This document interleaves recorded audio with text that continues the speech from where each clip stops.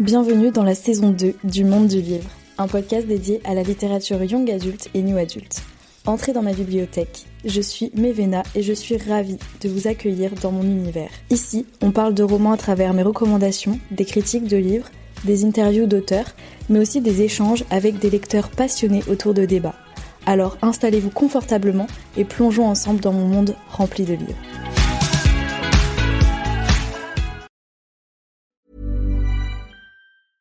Un simple swipe peut tout changer. Un match Tinder. Et j'ai pas seulement rencontré quelqu'un, on a aussi déniché un resto italien de folie. Et maintenant le foot, c'est devenu notre truc. Je l'avais pas vu venir. Découvrez des possibilités inattendues avec Tinder. Quelle que soit la destination, tout commence avec un swipe. Télécharge Tinder dès maintenant. Je voudrais vous parler de Noma. Noma, c'est le nom d'un monstre qui dévore les enfants. Ce n'est pas du cinéma. Ce monstre existe vraiment. Il leur saute au visage, puis il les tue. Noma grignote tout.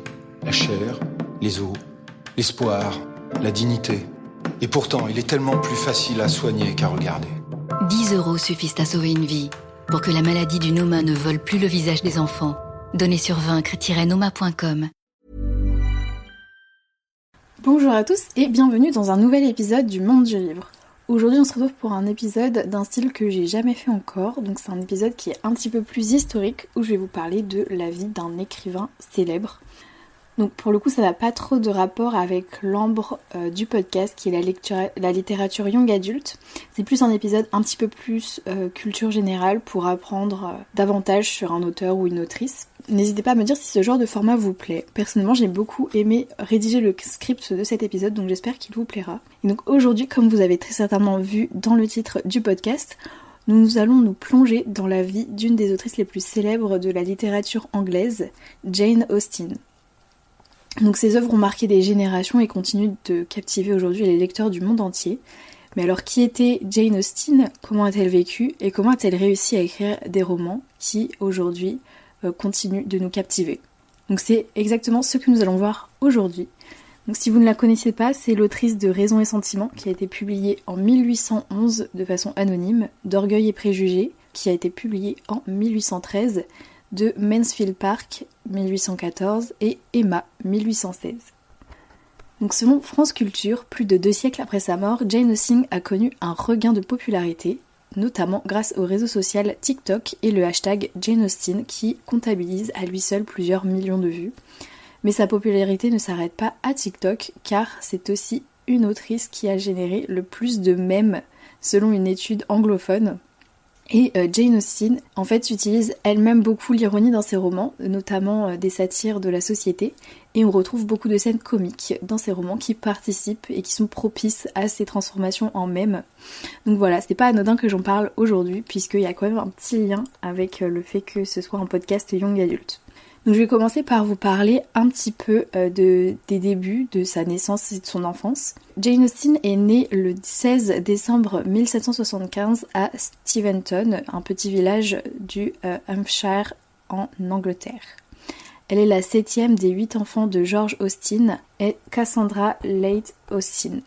Toute sa vie, Jane Austen demeure au sein de sa cellule familiale qui est très unie, qui appartient à la petite gentry anglaise. Donc vous allez me dire mais qu'est-ce que c'est que la gentry anglaise ?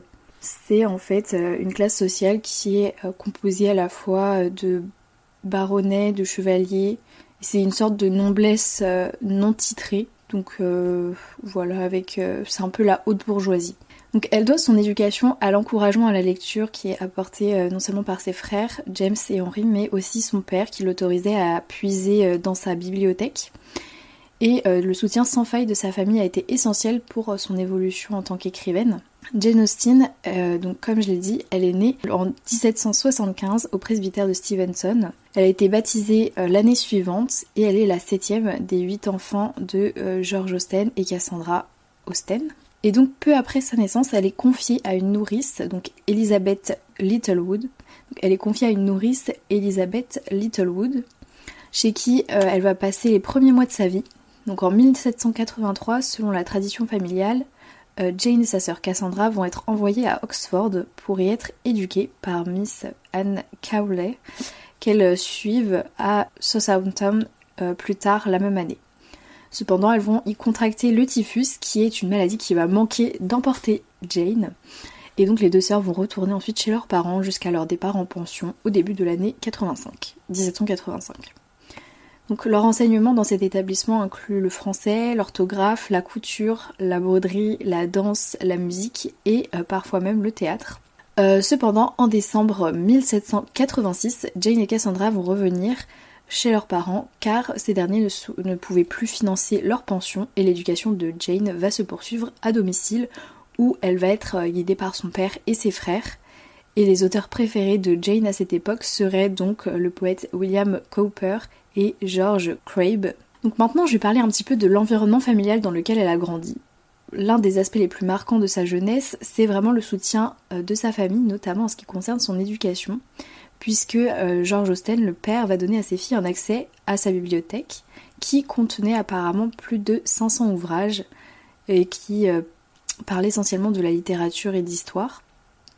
Il tolère également certaines tentatives littéraires parfois osées de Jane et lui fournit le papier et le matériel coûteux nécessaires pour ses écrits.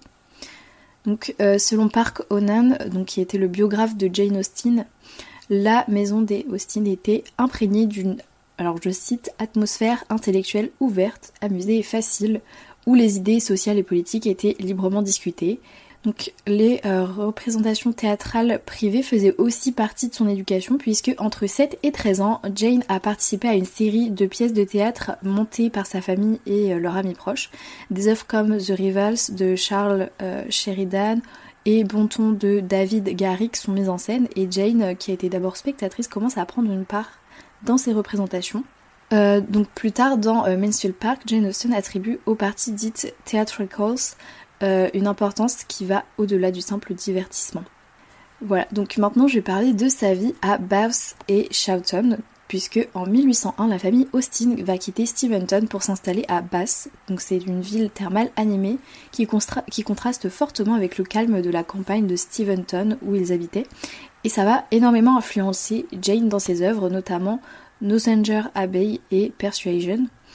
Et après la mort de leur père en 1805, Jane, Cassandra et leur mère vont connaître une période d'instabilité jusqu'à leur installation à Chawton en 1909 dans une maison que leur frère Edward va leur mettre à disposition. Et c'est donc à Chawton que Jane Austen va entamer la période la plus productive de sa carrière. Donc maintenant je vais vous parler des œuvres qu'elle a sorties, puisque donc c'est après ce déménagement qu'elle en a sorti énormément. Donc de 1811 à 1807, Jane Austen a connu un succès avec la publication de 4 romans. Donc il y a tout d'abord Sense and Sensibility, donc Raison et Sentiment en français, qui a été publié en 1811 de façon anonyme, qui va explorer les contrastes entre le bon sens et la sensibilité à travers les expériences des sœurs Dashwood. Il y a aussi Pride and Prejudice, donc Orgueil et Préjugés, qui est sorti en 1813, qui est probablement son œuvre la plus connue, puisque donc le roman suit Elizabeth Bennet et sa famille en explorant les thèmes du mariage, de l'orgueil, des préjugés, etc. Il y a aussi Mansfield Park qui est sorti en 1814, donc ce roman va aborder la moralité, l'éducation et la famille à travers l'histoire de Fanny Price. Et également Emma qui est sorti en 1816, qui va suivre les mésaventures d'Emma Woodhouse, donc une jeune femme riche qui aime jouer les entremetteuses, souvent avec des résultats comiques. Donc il y a 2 autres romans, donc Northanger Abbey et Persuasion, qui ont été achevés plus tôt, mais qui ont été publiés posthume en fait en 1818 et qui continue de montrer la profondeur et la maturité de son écriture. Et donc en janvier 1817, c'est là qu'elle va commencer son dernier roman qui est finalement intitulé Sandington, qu'elle n'a pas pu achever avant sa mort. Donc maintenant je vais vous parler un petit peu de son style littéraire et des thèmes qu'elle aborde. Donc Jane Austen est souvent louée pour son style d'écriture qui est considéré comme élégant mais aussi ironique. Elle utilisait beaucoup l'ironie pour critiquer la société et les conventions sociales de son époque. Ces œuvres constituent une critique des romans sentimentaux de la seconde moitié du XVIIIe siècle qui appartenaient à une transition vers le réalisme littéraire du XIXe siècle. Les intrigues de Jane Austen, bien qu'essentiellement de nature comique, c'est-à-dire avec un dénouement heureux, mettent quand même en lumière la dépendance des femmes à l'égard du mariage pour obtenir un statut social et une sécurité économique. Donc comme Samuel Johnson, qui est l'une de ses influences majeures, elle s'intéressait particulièrement aux questions morales. Donc ces personnages sont souvent des femmes intelligentes et spirituelles qui défient les stéréotypes de leur temps, et ces histoires se concentrent sur les relations humaines et la condition des femmes. Donc maintenant je vais vous parler de la réception de l'ouvrage et de l'héritage qu'il a laissé. Donc du fait de l'anonymat qu'elle cherchait à préserver, la réputation de Jane Austen était modeste de son vivant, bien que quelques critiques favorables aient émergé. Mais donc c'est au XIXe siècle que ces romans furent admirés par l'élite littéraire. La parution en 1869 de A Memoir of Jane Austen, donc Souvenir de Jane Austen, qui a été écrit par son neveu, l'a fait connaître d'un public beaucoup plus large. Et on découvre alors une personnalité attirante et l'intérêt populaire pour ses œuvres a pris vraiment son essor à ce moment-là. Donc grâce à la parution de A Memoir of Jane Austen, l'intérêt populaire pour ses œuvres ont pris vraiment un grand essor. Depuis les années 40, Jane Austen est largement reconnue sur le plan académique comme une grande écrivaine anglaise. Donc durant la seconde moitié du XXe siècle, les recherches sur ses romans se sont multipliées, en analysant ses œuvres sous divers aspects, par exemple artistiques, idéologiques ou historiques, et peu à peu donc la culture populaire s'est véritablement emparée de Jane Austen et les adaptations cinématographiques ou télévisuelles de sa vie et de ses romans ont connu un réel succès. Donc selon l'un de ses biographes, les informations sur la vie de Jane Austen sont d'une rareté notoire, et il ne reste que quelques lettres d'ordre personnel ou familial. Une estimation indique que seulement 160 lettres ont survécu sur les totales de 3000. Sa sœur Cassandra, à qui la plupart étaient adressées, en a brûlé beaucoup et a censuré celles qu'elle a gardées. D'autres ont été détruites par les héritiers de son frère. Donc les éléments biographiques rendus disponibles dans les 50 années suivant sa mort émanent presque tous de ses proches. Donc la première source est la Biographical Notice of the Author, écrite par son frère Henry en préface à la publication de Northanger Abbey et de Persuasion en 1818. Elle reste la seule biographie disponible sur elle pendant plus de 50 ans, et ensuite vient A Memoir of Jane Austen, qui est un ouvrage essentiellement écrit par son neveu James Edward Austen-Leigh, et dont la première édition est datée de 1870. Donc cet ouvrage est vraiment la référence sur la vie de Jane Austen pendant plus d'un demi-siècle. Donc ensuite, enfin, je vais aborder les dernières années de sa vie et sa mort. Donc malheureusement, la santé de Jane Austen a commencé à se décliner en 1816, donc après qu'elle ait écrit Emma. Mais elle a continué à écrire aussi longtemps qu'elle l'a pu, en travaillant même sur une œuvre inachevée, donc qui s'appelait Sandington. Jane Austen est morte donc le 18 juillet 1817 à Winchester, et probablement d'une maladie d'Addison ou d'une tuberculose bovine. Elle repose aujourd'hui à la cathédrale de Winchester. Jane Austen a donc laissé un héritage littéraire inestimable. Ses romans, avec leur ironie subtile et leur examen critique des mœurs sociales, ont vraiment influencé la littérature et la culture populaire pendant près de 2 siècles. Et sa capacité à capturer l'essence des relations humaines et à critiquer les conventions sociales avec humour et intelligence a fait d'elle une autrice qui est presque considérée comme intemporelle, puisque même aujourd'hui on en parle sur TikTok. Donc voilà, écoutez, merci beaucoup d'avoir écouté cet épisode qui était consacré à Jane Austen.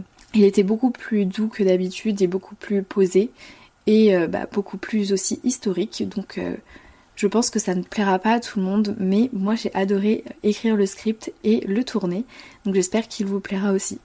Donc n'hésitez pas à me suivre sur Instagram, donc c'est podcast-le monde du livre, ou à laisser un petit avis si vous l'écoutez sur Apple Podcast, ça fait toujours plaisir, ou une petite note, voilà.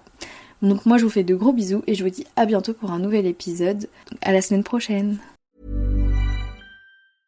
Un simple swipe peut tout changer. Un match Tinder.